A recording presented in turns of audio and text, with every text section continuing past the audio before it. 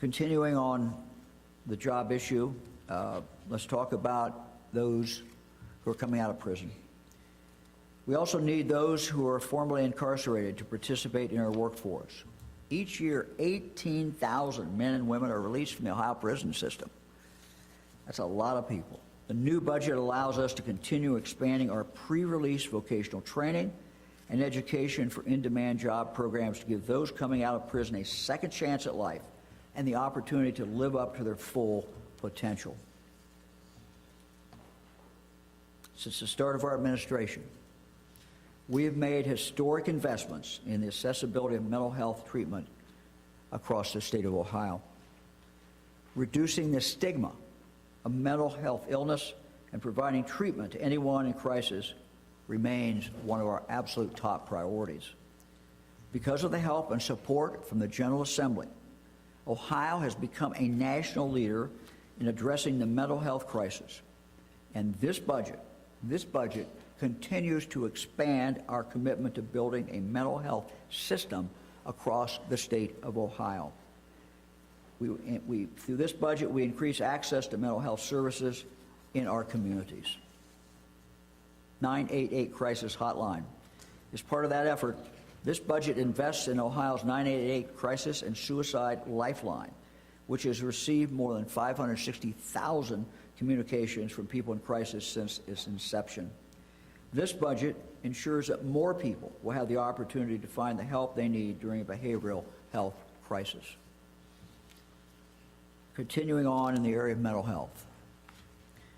This budget increases our investment to expand youth mobile response and crisis stabilization services to all 88 counties. These services provide structured face-to-face behavioral health crisis intervention within 60 minutes after the call is placed, no matter where you live in the state of Ohio, for individuals under the age of 21. This is revolutionary.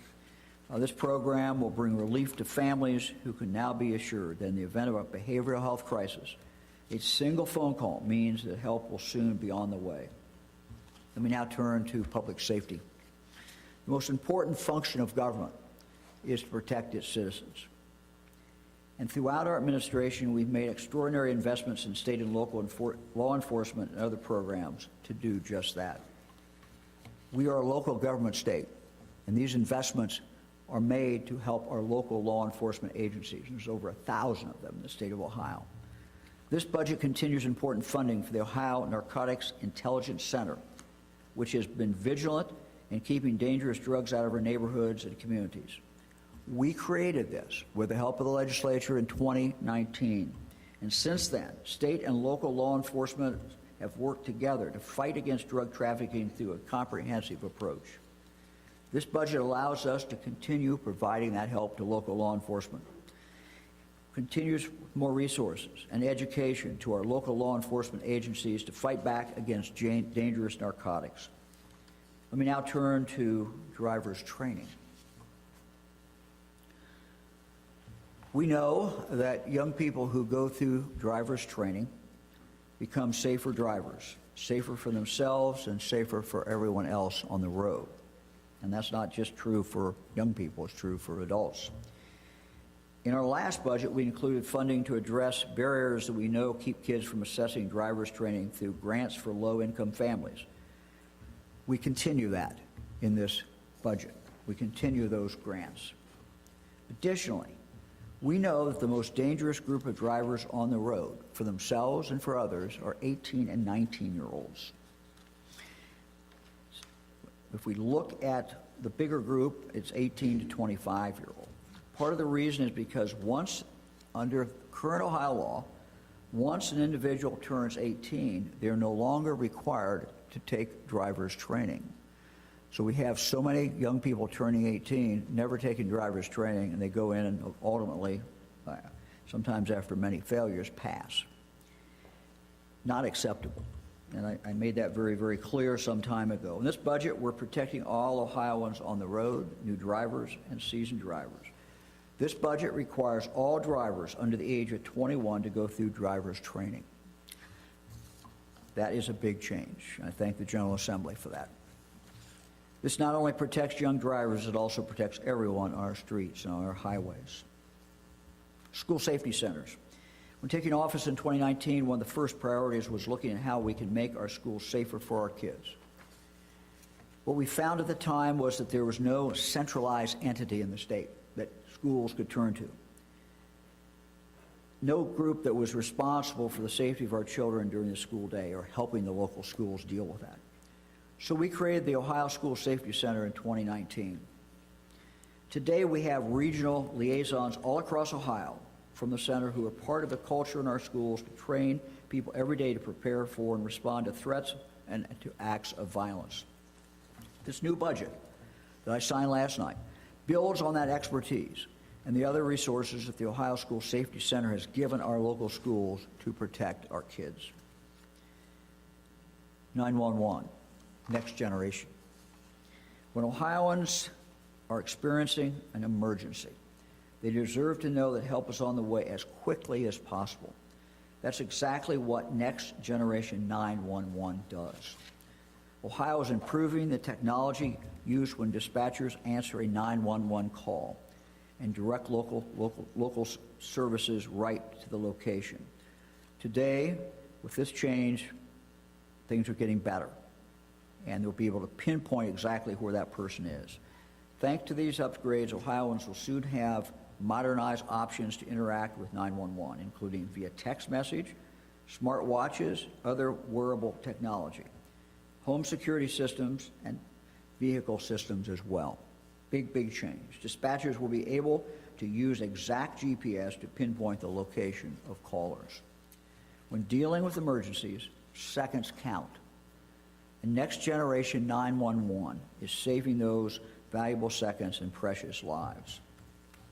Now let me turn to how the budget helps protect Ohio's precious natural resources. H2 Ohio. We created H2 Ohio at the beginning of our administration, something brand new, to protect Lake Erie, to reduce harmful algae bloom, and improve water quality throughout the state. Through this program, we have invested more in water quality and protecting our water than at any point in Ohio history. This was a brand new program.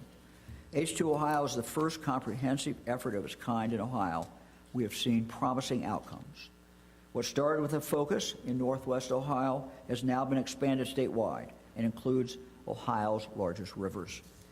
Today, more than 3,000 farmers in Northwest Ohio are following best practices on more than 2.2 million acres of farmland to reduce nutrient runoff.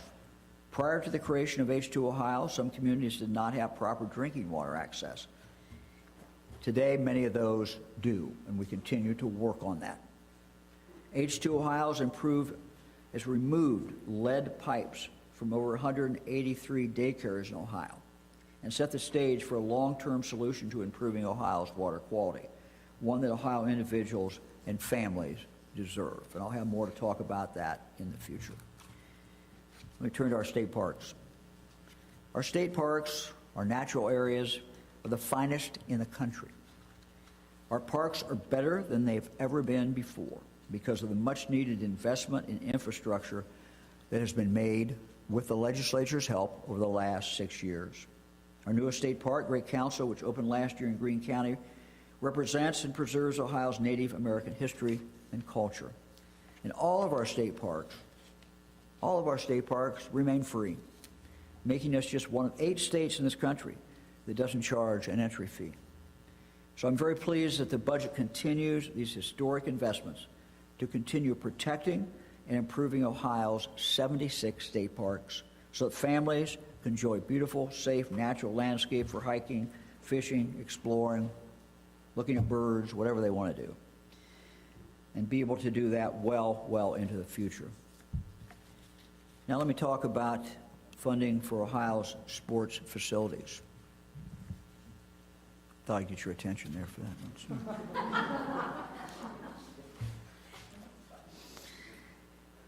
I said from the beginning that my goal was to make sure that no longer do we use general fund taxpayers' dollars to support stadiums in the state of Ohio. Some of our stadiums are aging, many of them are. We know from past history that there will be requests for the state to participate in helping those stadiums. Stadiums, professional sports are important, just like the theater, just like other culture. These are some of the things that make Ohio great, some of the things that make it fun to live in Ohio. So we support these, and we've done so for the last 50 years, and we will continue to do so. My goal when this issue came up was to take a holistic approach, not just to look at one team, not just to look at one area, but to take a holistic approach to how we were going to approach this. This budget does that, and I thank the General Assembly for doing that. We needed a permanent solution for requests that come to the state to help fund these stadiums, again, without relying on general fund dollars. As you know, this budget creates a new fund. This new fund will not only support major league sports facilities, but also minor league facilities, cultural facilities, playhouses, symphonies, other concert venues. This is a win for taxpayers, and it will provide significant money for things that improve the quality of life in Ohio. This is a win for our cities that get this economic impact. And it's a win for the state of Ohio and the exposure we get every time we see one of our teams on national TV. Let me talk for a moment about tax relief. In every budget I have signed, we have collaborated with the General Assembly on tax relief. This budget continues significant income tax relief for many Ohioans, particularly married couples, the new flat income tax.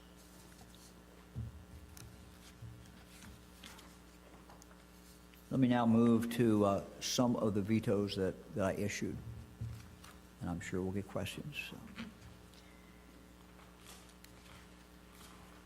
There was language in the budget. Somebody fell down. There was language in the budget in regard to SNAP purchases. We deleted that. We intend, though, to make a request to the federal government. We want this, however, to be more targeted. We also were concerned, frankly, about some of the language in what was in the bill. The Ohio Department of Jobs and Family Services is now in the process of requesting a waiver from the federal government that would prevent the purchase of many sugar-sweetened beverages using SNAP. I support not using SNAP to purchase these beverages. However, the budget language would have brought an extra layer of complexity that could serve to delay the approval and implementation of the sugar-sweetened beverage waiver that we are in the process of trying to get. In addition to sending the waiver request, I'm appointing a working group to study this issue. We'll have more about that in the future. I also issued a veto of a provision that would have eliminated the continuous Medicaid enrollment of children under the age of 4. The continuous enrollment policy was approved by the General Assembly in my previous budget, and it's done through a federally approved waiver. We should not change that. We know that children who receive consistent primary care are able to have the best start in life. My veto will continue our administration's policy of supporting mothers, babies, young children in need in their most formative years. Let me turn to another veto involving South Bass Island State Park. This was about reimbursing local first responding agencies for runs at South Bass Island State Park.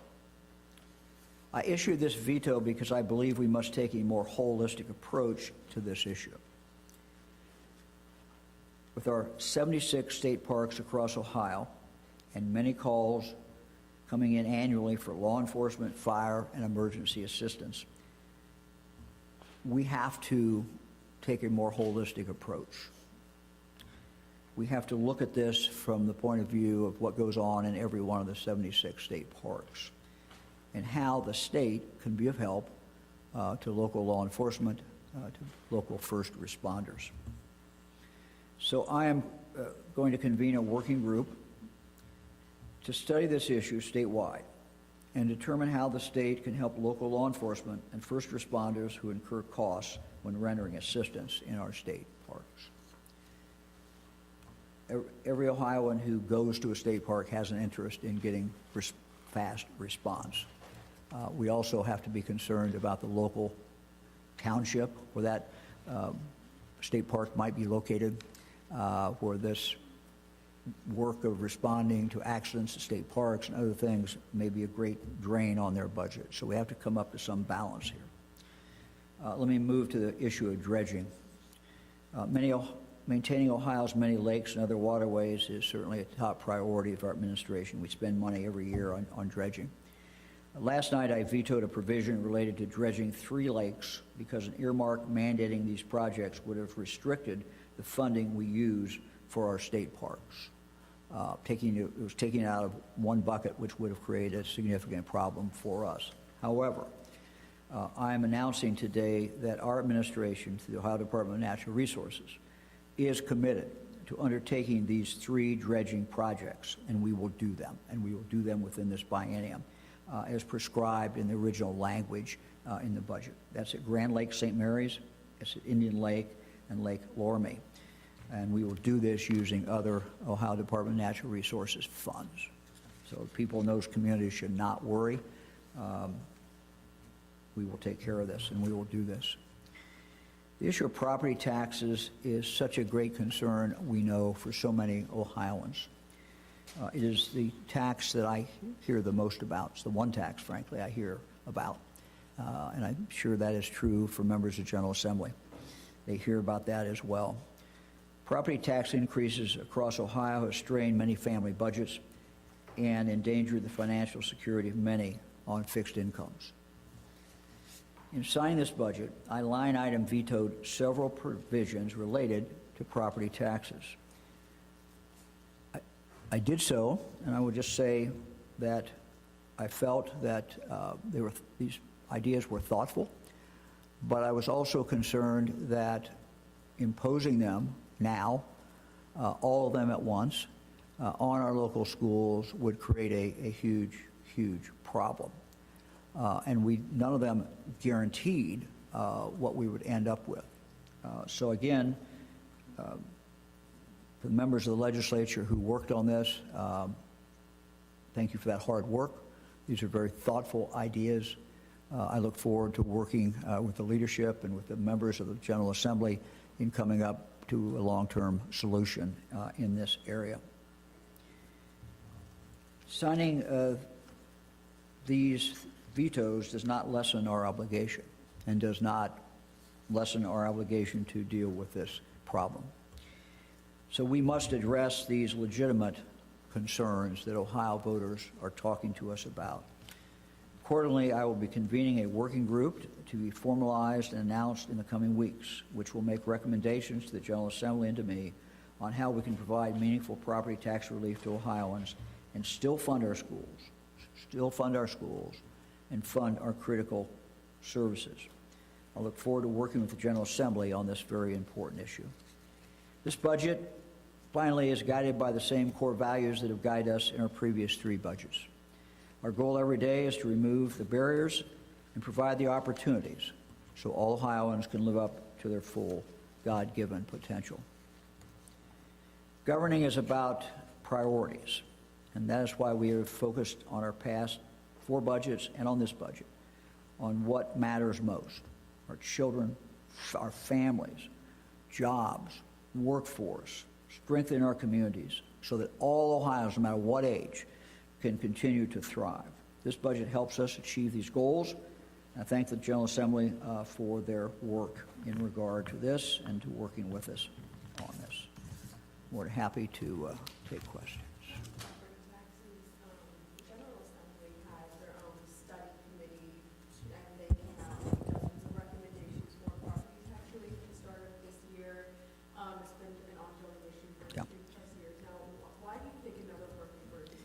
Well, I think another working, we have to do it. I think that, after hearing from many Ohioans, I felt that the provisions in this budget would put an undue, very abrupt, create a significant problem for our local school districts.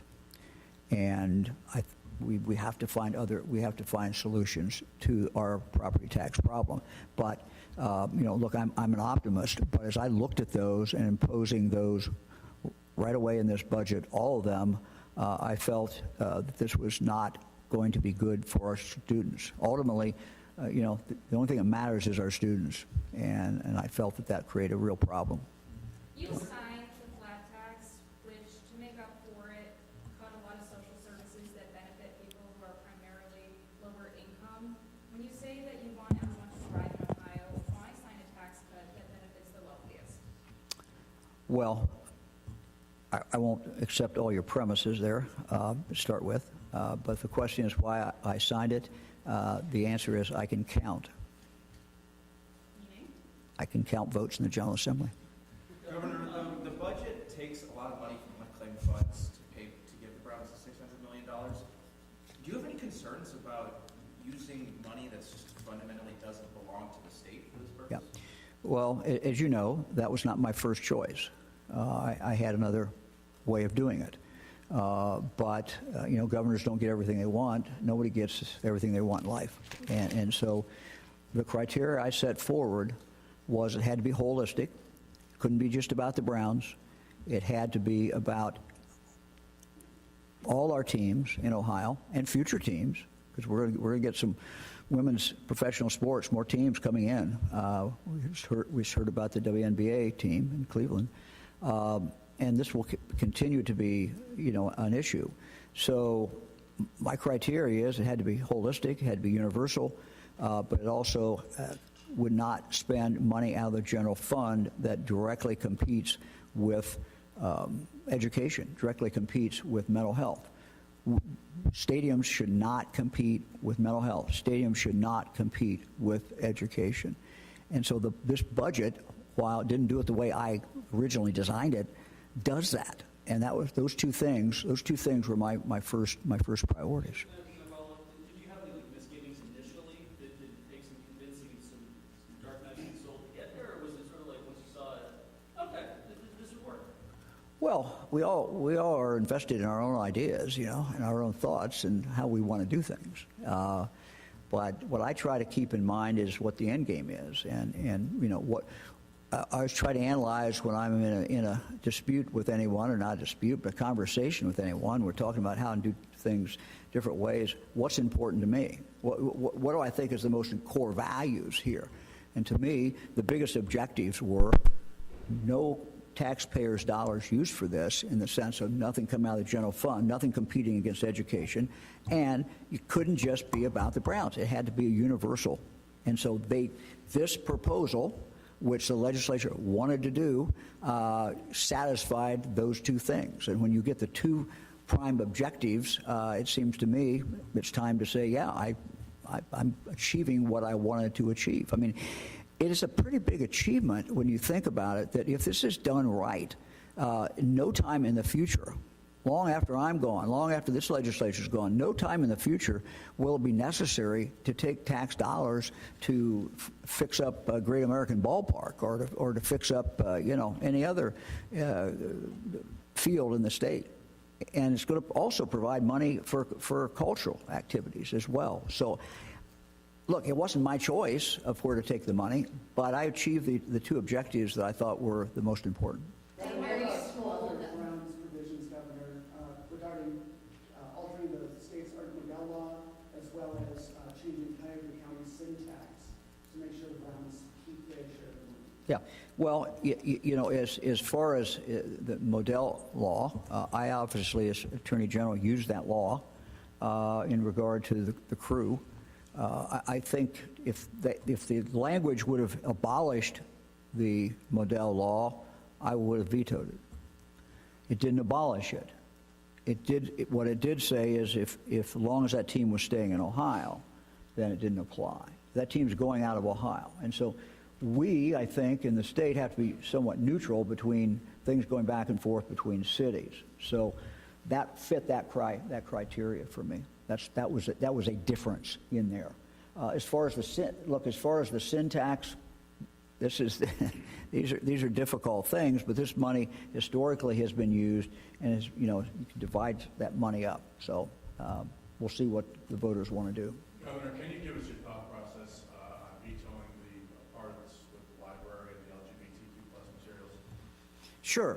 Sure. I mean, look, we heard from a lot of librarians, heard from a lot of different people. I thought that it was not workable. I think as parents or grandparents, no one wants their child to have, a book or something that is inappropriate, something that is obscene. But I just felt that the language simply just did not work.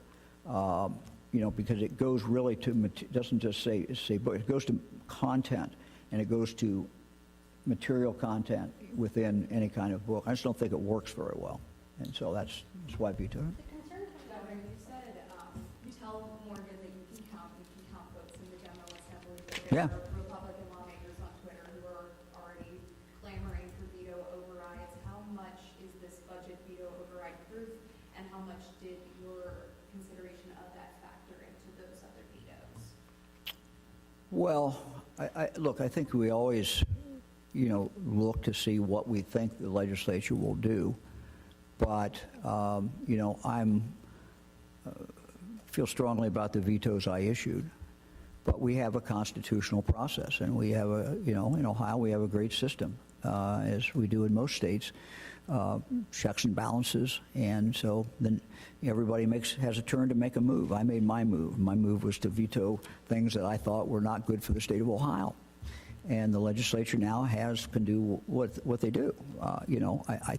Obviously I think that my vetoes were valid, but we'll see what the legislature wants to do. Do you think that the flat tax will provide a similar sort of benefit as to the child tax credit that you originally wanted?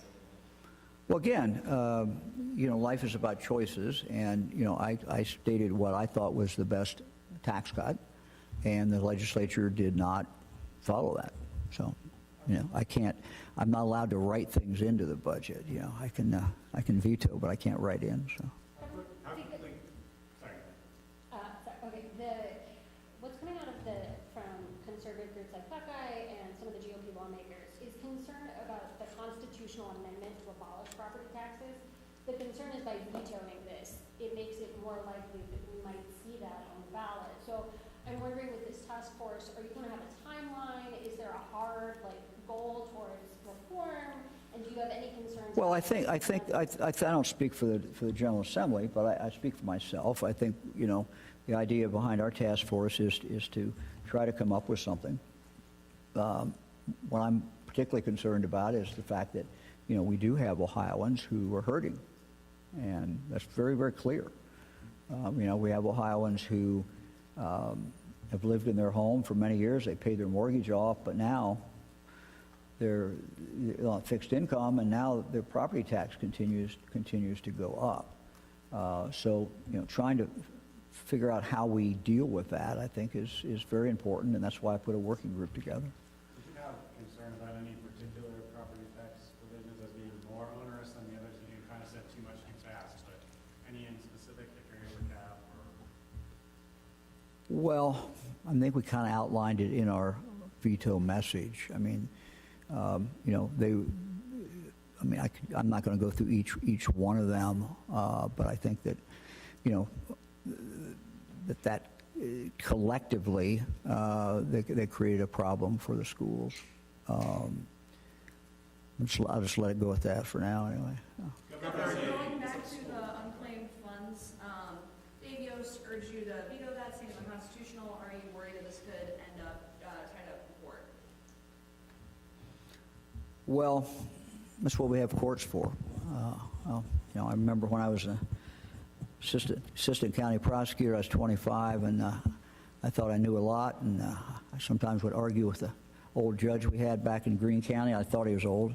I don't know how old he really was, but, and he'd look at me and said, Mr. DeWine, he says, that's why God made the Court of Appeals.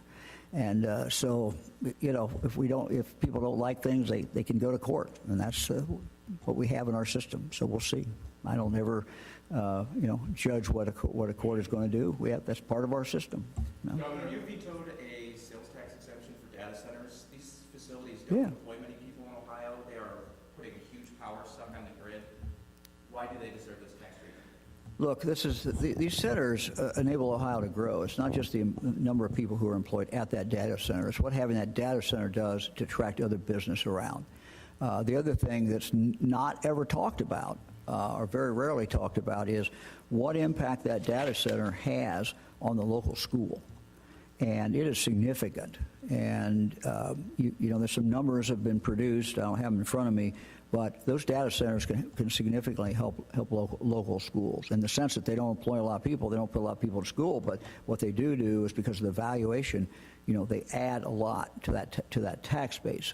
But that's one thing we don't talk about. The main thing is, you know, if we want Ohio to move forward, we have to move with history. We cannot be behind history. We have to be ahead of history, and we have to be with it and with the flow. And the flow is that data centers are important, and they're important to our future. We're working through the issue of, you know, yeah, they take a lot of electricity, and so one of the things that, you know, what they can do, they can go behind the meter and generate or contract with someone to generate the electricity that they need. So yeah, this was pretty universal from anyone who looked at how Ohio is growing or how we need to grow in the future.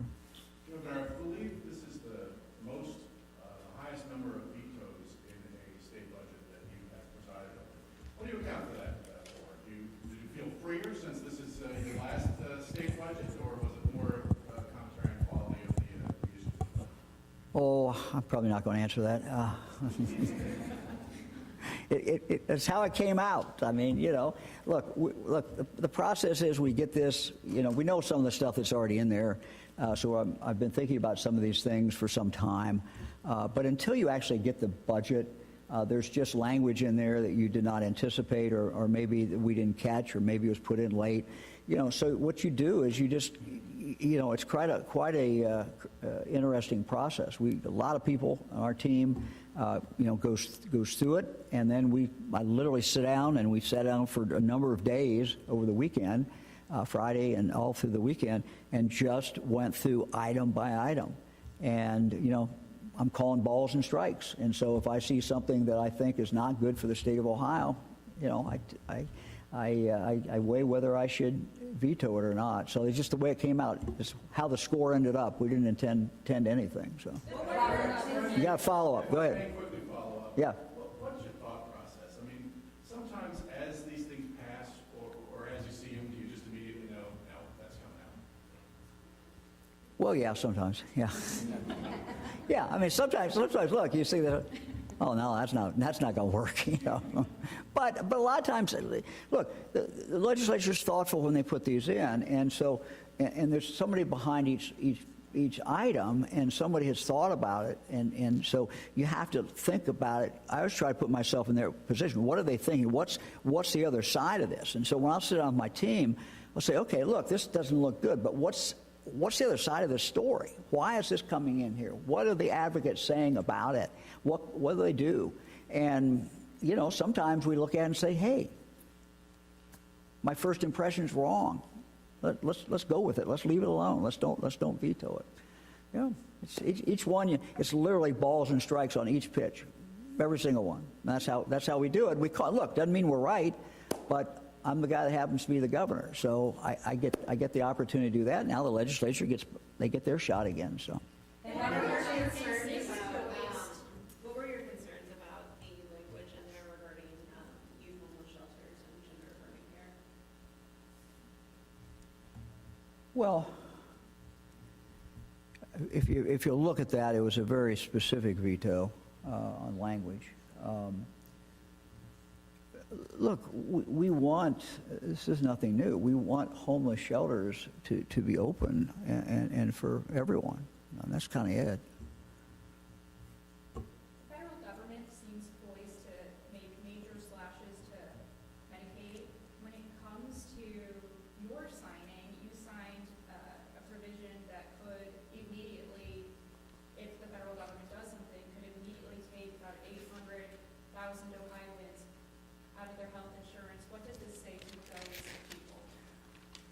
Well, let me answer it this way. I had the opportunity to appoint John Husted to the United States Senate. He is someone who has a deep background in understanding Medicaid. Doesn't mean he gets everything he wants. I don't either. None of us do. But I just want to thank him for his work on the bill that's taking place right now. Look, we want to be able to continue coverage. We hope we can continue coverage.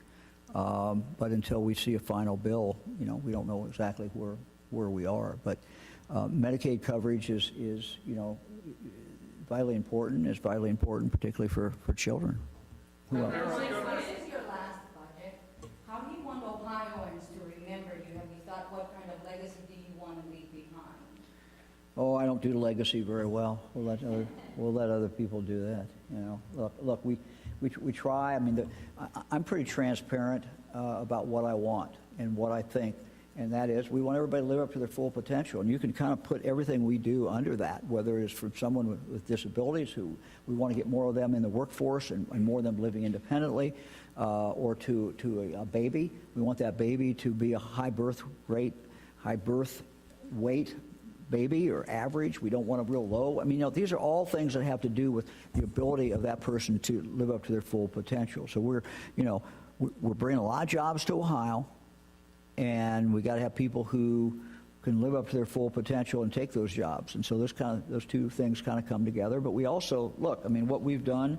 I'm very, very proud of what we've done with our state parks. We've gone back and fixed the infrastructure. And these are things that, again, quality of life. And when people think about Ohio, I want them to think about the quality of life here. This is a great place to live. And we want to continue to try to tell the world that. So. Governor, you're a long-time proponent of school choice. What made the non-charter educational savings accounts step too far for you? No accountability at all. Just no accountability. These are tax dollars. Unlike the charter schools, unlike the other schools where we have some accountability, we know what's going on. So yeah. Governor, on driver's ed, with changing the floor to 21, does the state have enough capacity, especially in rural areas, to support that education? Yeah. Look, we will continue to work to expand. One of the things that was in our original budget, as you know, was to putting more emphasis on that. We're going to continue to work with schools. I think schools should look at this as an opportunity. Schools do a lot of different things, but schools having the opportunity to have driver's training back in the schools, I think, makes a lot of sense. But the market will expand also. If there is a demand, there's always people who are willing to fill that demand.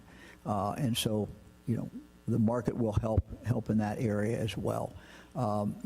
We just have seen this. We see it with young people who no longer take driver's ed at 15 and a half or 16, and they just wait. And, there's reasons why they wait. It's because of cost sometimes, because of convenience sometimes. So, yeah, you're right in the sense that we have to do both. I mean, I think, we know that somebody who's had driver's training is statistically a better driver, and we know that they're less likely to kill somebody or kill themselves.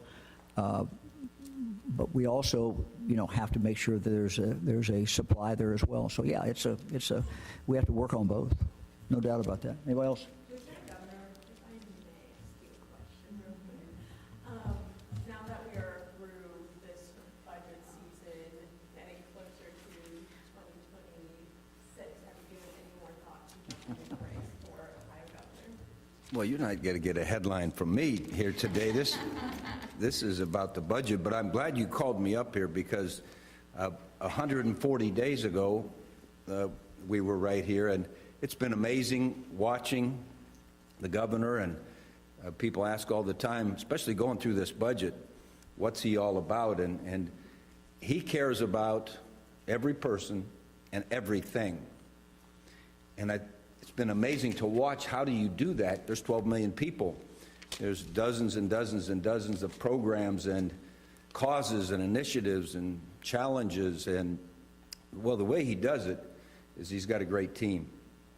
starts with Fran over there, and she's a little bit of his conscience in the background at times, and he's got great advisors there with Christine and Annie and Mike and Laurel, and then he's got all these agency directors, and Director Murnick's back here worked like crazy on this budget, and his legislative team, it's amazing, you know, what Giles and Aaron and Lindsay and all those folks, you know, take care of, and his policy teams with Scott and that whole crew, and his legal team with Matt and that whole team. Here's how he does it. I've been behind the curtain for 140 days. He's got a great team, and he cares about everyone in this state reaching their potential. That's not just a cliche. And he cares about every little thing. It's been fun to watch how he takes care of things. So with that, I'm glad you gave me a chance to come up and say hello. No news on this front. So let me conclude by just thanking members of the legislature, thanking their staff who work very, very, very hard. I want to thank our team as well. I want to thank the Lieutenant Governor. The Lieutenant Governor has been very, very helpful. Always has great comments as we go through and look at each one of these items. It's some of these are not easy, but again, we try to do our best and kind of call it like we see it. Governor, one more. You get the last one. You told me in December at the press breakfast that after the budget, you have more on capital punishment. So obviously, the budget was signed, you know, a little while ago. So yes, you have a good memory, and yes, I was just curious where you were at and if you. yeah, I owe you an answer, but not today. Thanks, everybody. Thank you. Thank you, Governor. Very good.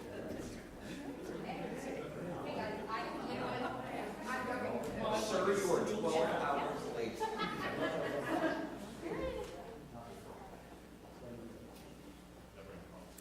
I just want to follow up on one thing about this.